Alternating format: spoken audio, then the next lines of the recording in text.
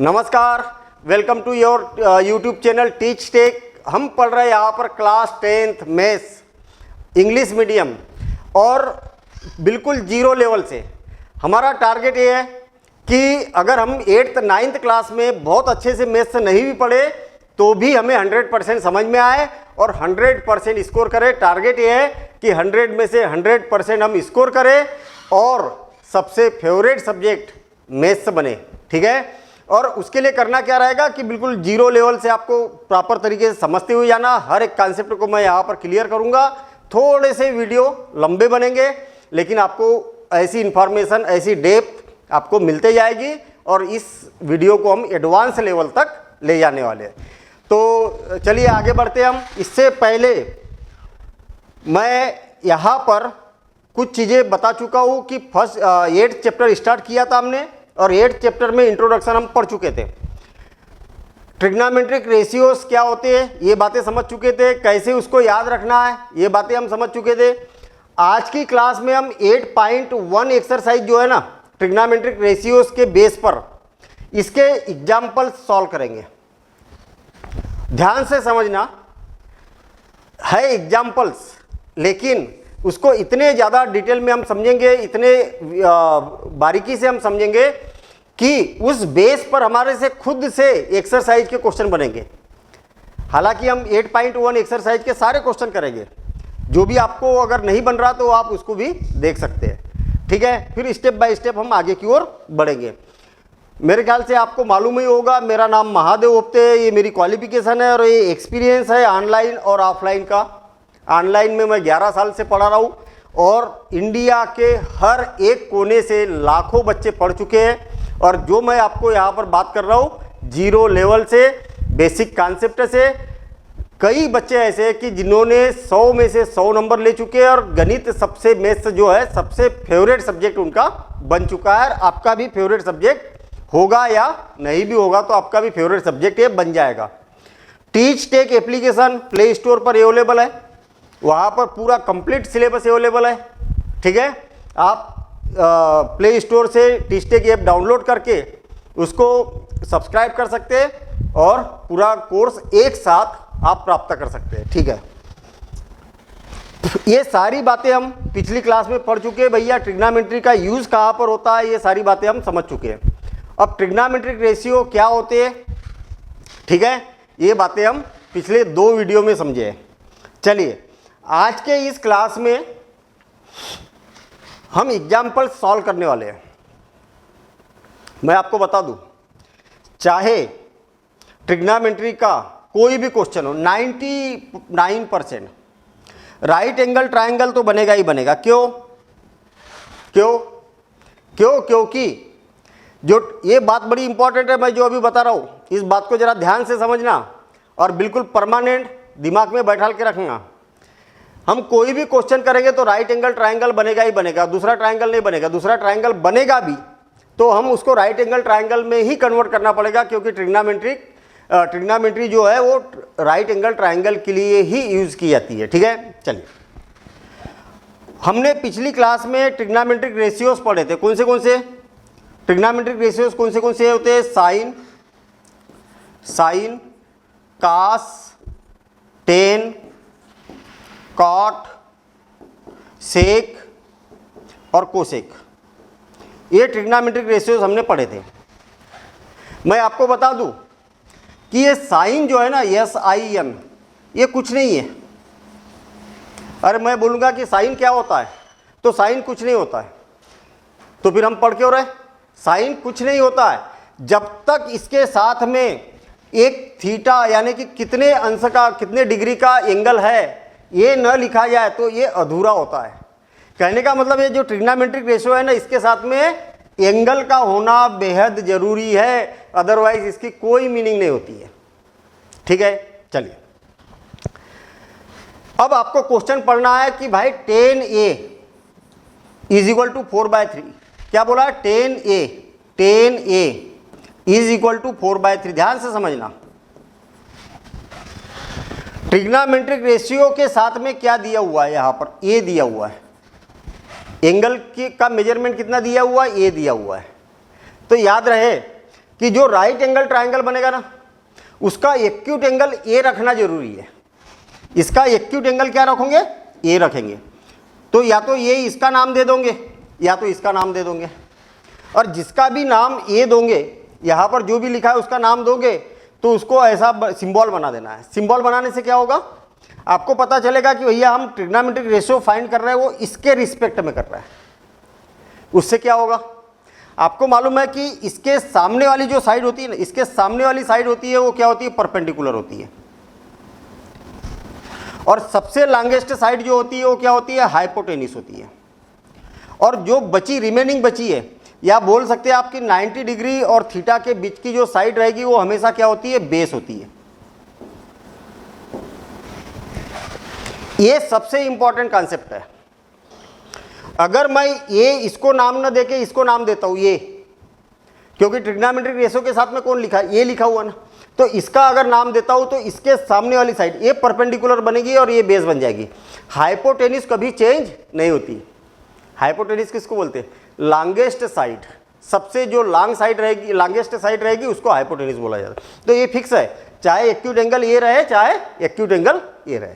चलिए ठीक है, मेरे ख्याल से ये बातें आपको समझ में आ गई होगी। चलिए ठीक है, अब इसकी स्टेप बाय स्टेप हम देखते हैं कि क्वेश्चन को सॉल्व कैसे करना है। मैं पहले क्वेश्चन को पढ़ूंगा। Given 10a is equal to 4/3, find other trigonometric ratios of the angle A। देखिए 10a की वैल्यू आपको मालूम है कितनी है, 4/3, और अदर ट्रिग्नोमेट्रिक रेशियोज फाइंड करना, ये निकालना, ये निकालना, ये निकालना, ये निकालना, ये निकालना, ऐसा क्वेश्चन बोल रहा है ये। आई बात समझ में। और जब ए के लिए बोला तो सबके साथ में क्या लिखेंगे, ये लिखेंगे। कितना सिंपल काम है, क्यों है कि नहीं सिंपल काम, बिल्कुल सिंपल काम है। आपको क्वेश्चन को उलझाना ही नहीं है। आपको ये मालूम होना चाहिए भैया 6 ट्रिग्नोमेट्रिक रेशियो होते हैं, 10 की वैल्यू मालूम है, बाकी के रिमेनिंग वैल्यूज हमें फाइंड आउट करना है। चलिए ठीक है, गिवन क्वेश्चन को सॉल्व करना चालू करते। गिवन क्या गिवन है, 10a इज इक्वल टू 4/3। अब हमने जो पिछली क्लास में जो फार्मूले पढ़े थे वो फार्मूले आपको याद होना चाहिए। अगर आप बोलोगे कि नहीं सर मुझे फार्मूले याद नहीं है और करना भी नहीं है, तो फिर ट्रिग्नोमेट्री छोड़ दो। भैया जो रिक्वायरमेंट है वो तो करना पड़ेगा ना। तो फार्मूले आपको मालूम होना चाहिए। 10a इज इक्वल टू 4/3, मतलब 4/3 क्या है, ये रेशियो है। रेशियो क्या है, रेशियो है ना। जब रेशियो है तो हमेशा जब रेशियो होता है तो यहाँ पर किसी कांस्टेंट का मल्टीप्लिकेशन कर देना चाहिए ऊपर नीचे। कई बच्चे नहीं करते, नहीं भी करोगे चलेगा, लेकिन करना चाहिए। सही तरीका ये है, क्यों, क्योंकि रेशियो, जैसे मान लिया जाए, एक एग्जाम्पल बताता हूँ।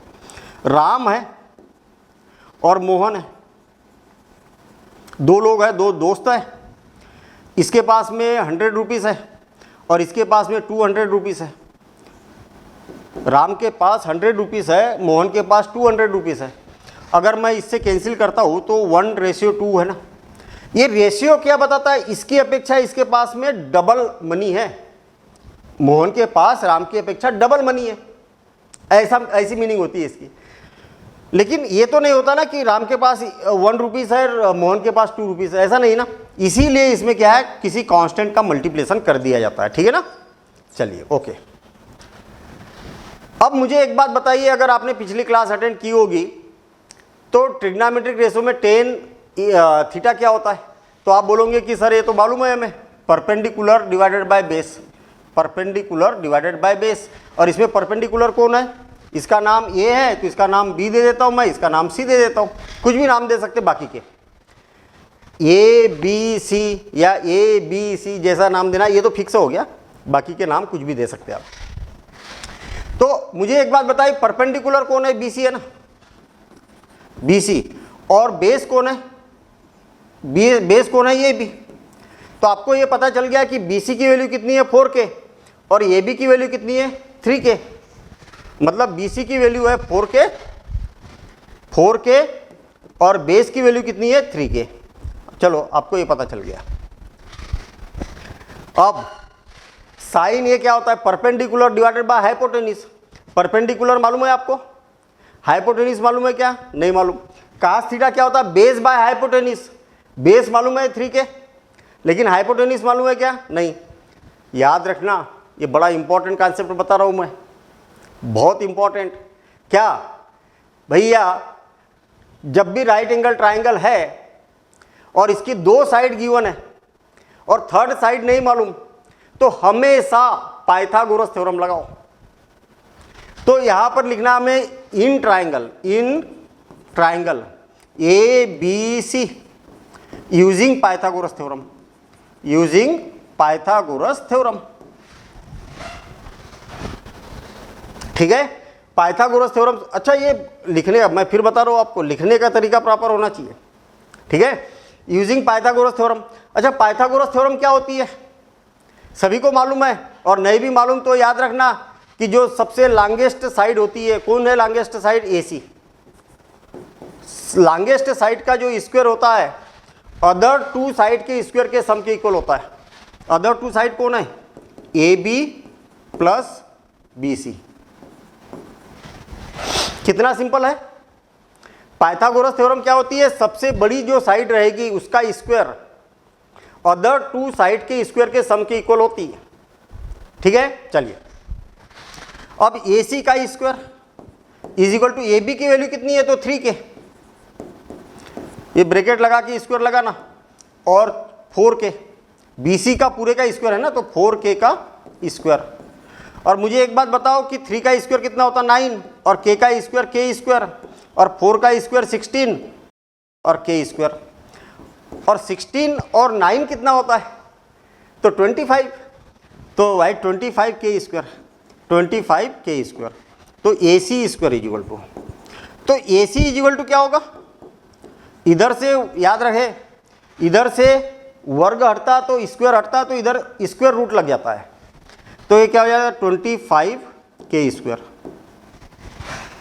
एक्चुअल जब इधर से स्क्वायर हटेगा तो इधर स्क्वायर रूट लग जाता है, ये बात याद रखना। लेकिन ये प्लस माइनस आता है, प्लस माइनस लिखा जाता है, इसको प्लस माइनस नहीं लिखेंगे हम, क्यों, AC क्या है, एक डिस्टेंस है, 2 पॉइंट के बीच का डिस्टेंस है ना, और डिस्टेंस कभी नेगेटिव हो सकता है क्या, नहीं हो सकता है, इसलिए नेगेटिव को इग्नोर करना है, बस ऐसे लिखना है आपको। तो AC इज इक्वल टू क्या होता है, अच्छा 25 किसका स्क्वायर है, 5 का स्क्वायर है ना, तो 5, अरे 25 का स्क्वायर रूट क्या होता है, तो 5 होता है। K स्क्वायर का स्क्वायर रूट क्या होता है, K, मतलब स्क्वायर से स्क्वायर रूट कैंसिल हो गया, तो AC is equal to 5K unit आ गया, कितना आ गया, 5K unit, 5K unit AC is equal to. अब हो गया काम हमारा, अब हमारा काम हो चुका है भाई। हमारा टारगेट क्या था, ट्रिग्नोमेट्रिक रेशियो फाइंड करने के लिए, क्यों, ट्रिग्नोमेट्रिक रेशियो फाइंड करने के लिए हमारा टारगेट ये था, क्या था, कि भाई तीनों साइड जब तक हमें पता नहीं रहेगी तब तक हम ये रेशियो कैसे निकालेंगे, नहीं निकाल पाएंगे। Sine A is equal to क्या होता है, formula perpendicular divided by hypotenuse, जो हमने पहले फार्मूले पढ़े थे। परपेंडिकुलर कौन है, BC, और हाइपोटेनिस कौन है, AC। तो परपेंडिकुलर कितना हो गया 4K, और हाइपोटेनिस कितना हो गया 5K, और K से K कैंसिल, तो कितना आ गया 4/5। बस यही आंसर है इसका। कास थीटा क्या होता है, बेस डिवाइडेड बाय हाइपोटेनिस, और बेस कौन है, AB, और हाइपोटेनिस कौन है, AC। तो ये क्या हो जाएगा, बेस कितना होगा 3K, और हाइपोटेनिस क्या है 5K, तो K से K कैंसिल, तो क्या हो जाएगा 3/5। 10 की वैल्यू निकालने की जरूरत नहीं है क्योंकि ये तो गिवन ही है, तो ये जैसे कि वैसे रहेगा। अच्छा, कॉट में और इनमें तीनों में माथापच्ची करने की जरूरत नहीं है।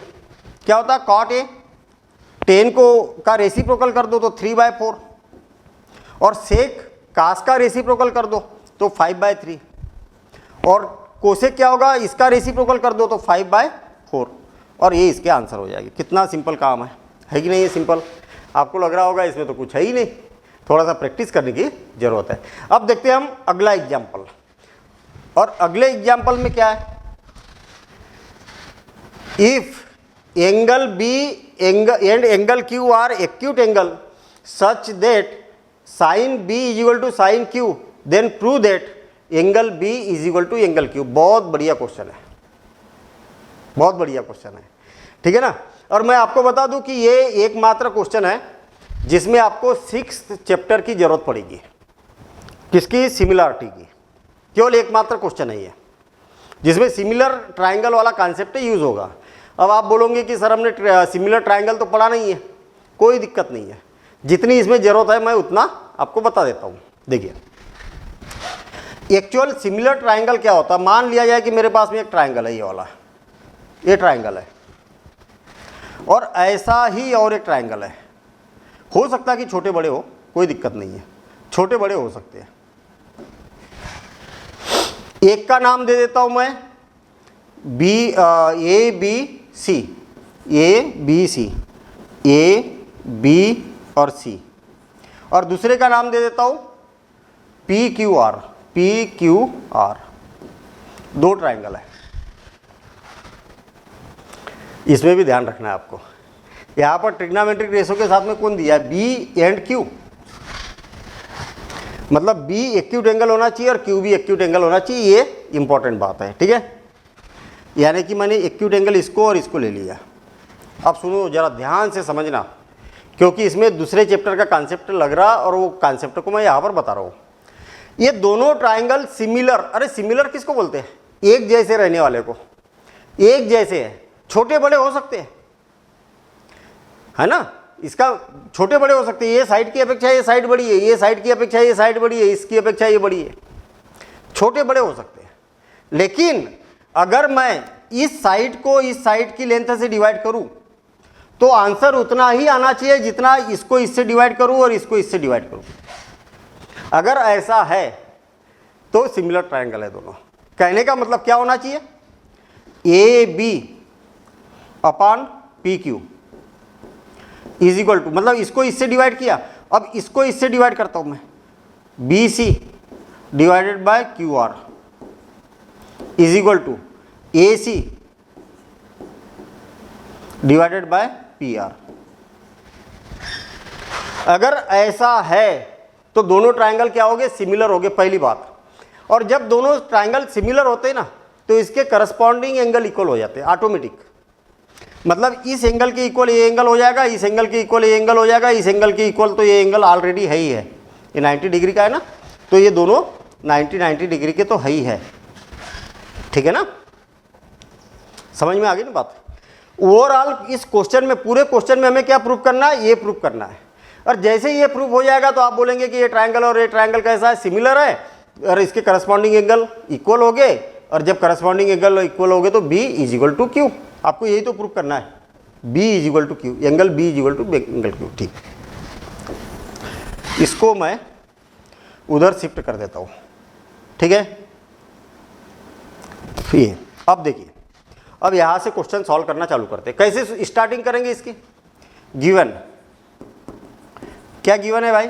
Sign B is equal to sine Q, इतना गिवन है। अच्छा, इतना गिवन है तो sine B is equal to क्या होता है? ये बी है ना यहां पर बी, तो बी एक्यूट एंगल वाला ट्राइंगल देखो, perpendicular divided by hypotenuse, perpendicular divided by hypotenuse. Perpendicular कौन है? A C divided by hypotenuse कौन है? B C is equal to sine Q, Q है ना, तो ये क्यू वाला ट्राइंगल देखिए, इसके सामने वाला परपेंडिकुलर होता ना, ये एंगल है एक्यूट एंगल, तो इसके सामने वाला परपेंडिकुलर डिवाइडेड बाय हाइपोटेन्यूज, तो P R divided by Q R, P R divided by Q are. इतनी बात समझ में आ गई? हमारा ओवरऑल पूरे क्वेश्चन में टारगेट क्या है? ये लाना है। बड़े सिंपल से काम होते हैं, अगर आप सिस्टेमेटिक करते हो तो अरे मैथ से टफ है ही नहीं भैया, थोड़ी प्रैक्टिस करने की जरूरत रहती है। देखिए हमारा टारगेट क्या है? ये लाना है। क्या लाना है? ए सी के अपान में बी सी लाना है, ए सी के अपान में क्या लाना है? बी सी, ए सी के अपान में क्या लाना है? पी आर लाना है, ए सी के अपान में पी आर लाना है। ये देखिए ना, ए सी के अपान में क्या लाना है आपको? पी आर लाना है। तो ए सी के अपान में पी आर आ सकता है क्या? हाँ आ सकता है ना, इसका क्रॉस मल्टीप्लिकेशन करेंगे तो पी आर आ सकता है, बिल्कुल आ सकता है भाई। A C divided by P R, आपको मालूम है कि यहाँ की क्वांटिटी इधर जा सकती है, इधर की इधर जा सकती है, तो is equal to B C divided by Q R. देखिए दो चीज़ें आ गई, B C divided by Q R और A C divided by P R. ये आ गया, आया कि नहीं आया?